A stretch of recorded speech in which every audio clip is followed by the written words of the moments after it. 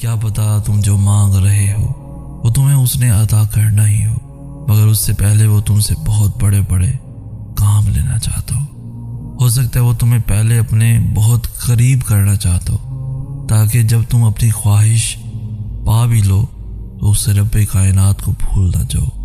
ہو سکتا ہے وہ تمہیں تمہاری خواہش تب نصیب کرے جب تمہیں اس کی سب سے زیادہ ضرورت ہو سکتا ہے نا کہ وہ تمہیں تمہاری خواہش کے ساتھ ساتھ اور بھی بہت کچھ عطا کرنا چاہتا ہو۔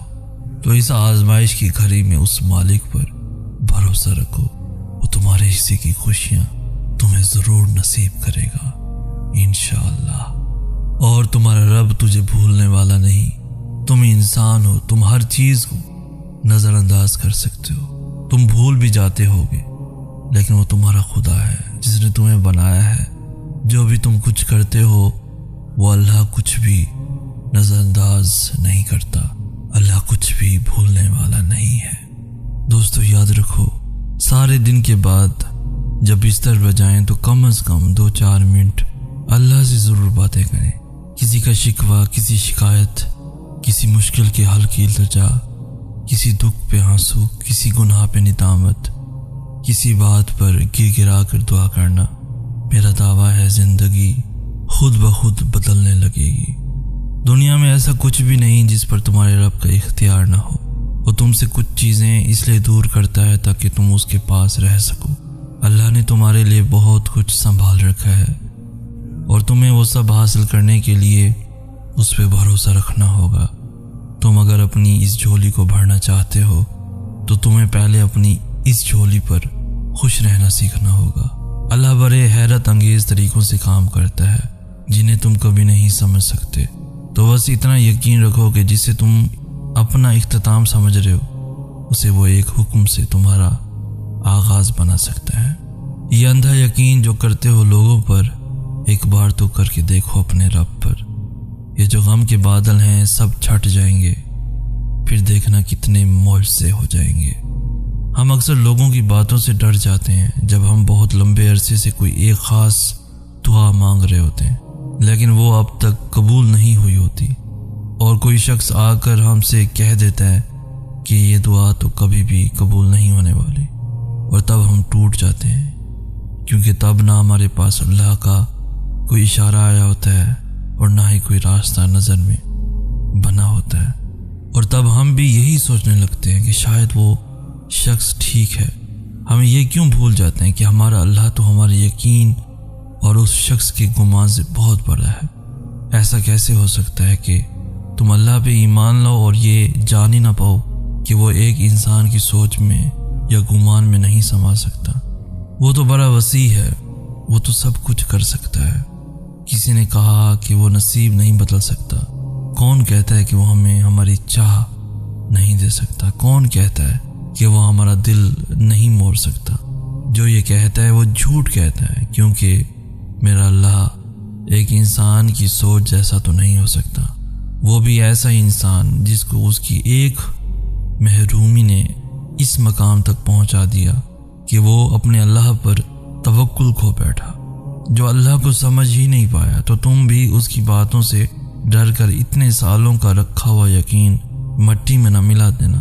تمہیں لوگ بہت کچھ کہیں گے، تمہیں ہر شخص اپنے ایمان کے مطابق اللہ کا ایک الگ تصور دے گا، لیکن تمہیں اللہ کو ان لوگوں کے بنائے ہوئے امیج سے نہیں سوچنا، تمہیں اپنے یقین سے سوچنا ہے۔ اور تمہارا یقین یہی ہونا چاہیے کہ تمہارا اللہ ہر چیز پہ قدرت رکھتا ہے، کون کیا کہتا ہے کیا نہیں۔ تمہیں یہ نہیں سوچنا، تمہیں یہ سوچنا ہے کہ تمہارا اللہ کیا کہتا ہے، اور تمہارا اللہ یہی کہتا ہے کہ مانگو مجھ سے، میں قبول کروں گا۔ بس یہاں آ کر ہر بحث ختم ہو جاتی ہے، ہر سوال ختم ہو جاتا ہے۔ اس نے کہہ دیا سو کہہ دیا، اور تم پہ فرض ہے وہ جو کہے چپ چاپ مان لیا جائے۔ یاد رکھو، جب تمہارے سامنے اچانک کوئی آیت آتی ہے تو وہ تمہارے سوالوں کے جواب ہوتے ہیں۔ وہ کبھی بھی اپنے بندوں کو تنہا نہیں چھوڑتا۔ جب تم پریشانی اور نا امیدی محسوس کرو تو سورہ ضحیٰ پڑھا کرو، کیونکہ جب آپ صلی اللہ علیہ وآلہ وسلم پر 6 ماہ تک کوئی وحی نازل نہ ہوئی، نہ جبرائیل آئے، نہ ان کو خواب میں الہام ہوا، تو وہ پریشان ہو گئے تھے، وہ پریشان رہنے لگے۔ تو اللہ تعالیٰ نے سورہ ضحیٰ وحی فرمائی، جس کی تفسیر آتی ہے کہ اگر تم پریشان ہو تو رات کو جلدی سو اور جلدی اٹھو اور خوبصورت صبح کو دیکھو، تاکہ تمہیں پتہ چلے کہ صرف اندھیری رات نہیں ہے بلکہ اس کے بعد روشن صبح بھی ہے۔ پھر فرمایا، اے محمد، تمہارا رب نہ تو تم سے ناراض ہے اور نہ ہی وہ تمہیں بھول گیا ہے، اس سے بہتر بھی کوئی تسلی ہوگی۔ تو بس جب تم ڈپریس ہو تو سورہ ضحیٰ پڑھ لیا کرو۔ اللہ کو تمہارا توکل اور تمہارا صبر کرنا اتنا پسند آ گیا ہے کہ وہ چاہتا ہے کچھ دیر اور تم اسی یقین کے ساتھ اس سے مانگو، اور یہ نہیں سوچو کہ کیا ممکن ہے اور کیا نہیں، کیونکہ جب تم ناممکن مانگتے ہو تب اللہ بھی تمہیں ناممکن وسیلوں سے ہی عطا کرتا ہے۔ ہم جو چیز مانگتے ہیں نا اللہ تعالیٰ سے، وہ اللہ کو پہلے سے ہی معلوم ہوتا ہے۔ ہم جس چیز پر تڑپتے ہیں نا، اللہ تعالیٰ پہلے سے ہی اس طرف سے واقف ہوتا ہے کہ ہم یہ مانگیں گے اللہ سے۔ اسے پہلے سے ہی پتہ ہوتا ہے کہ ہمارا دل کس چیز میں الجھ گیا ہے۔ تو جب اللہ کو پہلے سے معلوم ہوتا ہے تو ہمیں کیوں نہیں عطا کرتا؟ اس لیے تو اس نے دعا بنائی، دعا مانگنے کے لیے ہمیں بنایا، تاکہ ہم اس سے مانگیں، اس سے باتیں کرتے رہیں، اسے بلاتے رہیں، اس سے دور نہ ہو جائیں، اس کے قریب رہیں، تاکہ وہ ہماری طرف متوجہ ہو سکیں۔ ہم اس سے مانگیں اور انہی باتوں میں وہ ہمارا الجھا ذہن اس چیز سے ہٹا دیتا ہے۔ اتنی محبت کرتا ہے اللہ ہم سے کہ ہمارے لیے ہی وہ ہمیں غم دکھاتا ہے اور ہمارے لیے ہی ہم سے محبت کرتا ہے۔ جب آپ محبت میں اترتے ہیں تو آپ کو پوری کائنات بہت خوبصورت لگنے لگتی ہے، اور جب آپ میں محبت اترتی ہے تو آپ پوری کائنات کو خوبصورت لگنے لگتے ہیں۔ کہہ دو میرے ان بندوں سے جو کہتے ہیں میرے آنسو ضائع چلے گئے، میں کچھ بھی بھولنے والا نہیں ہوں۔ دوستو، اللہ سے محبت کریں، زندگی کا ایک اصول بنا لیں، ہر خوشی ہر غم کا پہلا ہمراز اللہ کو بنائیں، اللہ سے باتیں کریں، اللہ کو دوست بنائیں، کیونکہ اللہ جسے تھام لے اور جو اللہ کی رسی تھام لے تو اللہ اسے کبھی تنہا نہیں چھوڑتا۔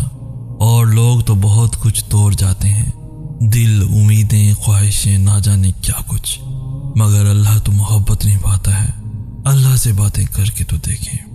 تم ان چیزوں کی فکر کیوں کرتے ہو جو تم نہیں کر سکتے؟ تم ان پر غور کیوں نہیں کرتے جو اللہ کر سکتا ہے؟ بتاؤ پھر ہے کچھ ایسا جو وہ نہیں کر سکتا؟ ہمت جب دم دوڑنے لگتی ہے، ساتھ ہی اللہ کی طرف سے جواب آ جاتا ہے۔ کوئی آیت سامنے آ جاتی ہے، کوئی امید دکھائی دے جاتی ہے، وہ اس طرح سے ہم سے باتیں کر لیا کرتا ہے، ہمیں جواب دے دیا کرتا ہے۔